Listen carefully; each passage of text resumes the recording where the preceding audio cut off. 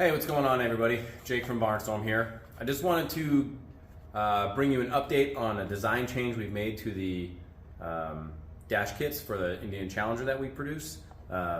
So this next round that we'll be shipping out here in the next couple weeks will have this new feature included. The reason we decided to make a change was with the earlier design, we had a few people who accidentally broke this front strap because it was a pretty thin area. And as a result, we wanted to try and eliminate that possibility from happening in the future. So we've combined the filler strip that used to bolt in separately and that thin strip in the front into one single piece. So it's much stronger, much more robust, and should prevent that breakage issue from happening. Like I said, only was a couple of people had that issue, but we thought we could do better, so here we are trying to do better. The compromise to this stronger design is the installation is a little bit more complex, a little bit trickier, if you will. So I just wanted to make a video kind of detailing that process a little bit because it differs from the installation of the earlier design.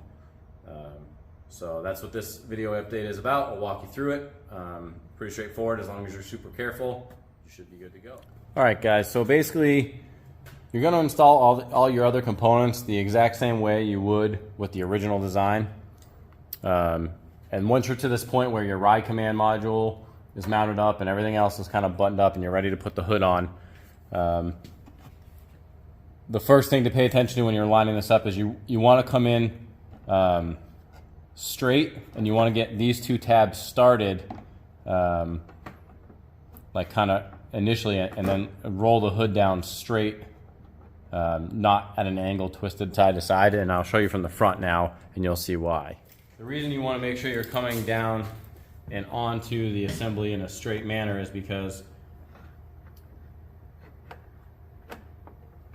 if you don't, the ride command module can get crooked in here and bind up, and you won't be able to make it fit. You'll have issues, so you want to make sure you're coming down nice and straight. It will rub a tiny bit as it does so, and then you'll be in position to do the last part of the assembly. All right, so for this part of the assembly, you're going to want to get yourself something, ideally a piece of plastic, but like this is just like a metal spoon that I had that I put some painter's tape on. You know, a wide screwdriver, something like that could work. You're just going to need something that you can apply a little leverage to, but not have to worry about damaging your paint and your plastic. This is obviously unpainted, I'm less worried. But like a door trim, body trim, spoon, something like that. I mean, you probably cut up a credit card and use that too.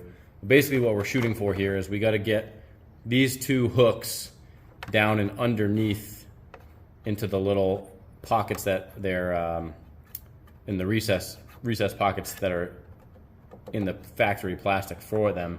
We got to get those to line up and engage, and so we have to kind of flex the whole system a little bit to get it in and out, and so a little bit of leverage helps. And also you're going to get your two body panel clips are going to click in there, and then you just want to make sure that you get this down and in like that. So it's not too crazy. It's just you want to make sure you're gentle, you go slow. You don't want to scratch anything, you don't want to chip anything, any of that stuff. Once it's down in position, you're going to put your two small black plastic screws into these two recessed pockets here, and that will secure the hood to the ride command mount and secure the assembly. And that's basically all there is to it. To remove it, reverse the steps. Make sure that you have these two front hooks completely disengaged before you try and pop the body panel clips. If you don't, you will have a breakage problem. But yeah, that's all there is to it. One last thing I wanted to point out is that where the dash hood and the ride command mount interface, that detail on the ride command mount has also been updated. So for this new generation, new design, the ride command mount technically has an updated design as well. So you can't use a new style hood on an old ride command mount, or a new ride command mount on an old style hood. In case anyone out there ends up trying to mix and match parts, you'd need both of the updated parts to get proper spacing and interface between these two parts. The gauge pods, we haven't made any changes to, so you could use those throughout any of the iterations. But going forward, this is how the design will be, so just keep that in mind. So once again, this is just an update on the design changes made to our latest round of Indian Challenger dash kits. If you ordered previous to late winter of 2022, then this doesn't apply to you. And basically, if you're worried or wondering if you have the new style or the old style, basically if you have a dash filler strip that goes with your dash hood, you have the early style, and if you do not have the dash filler strip and it's built into your hood, then you have the new style.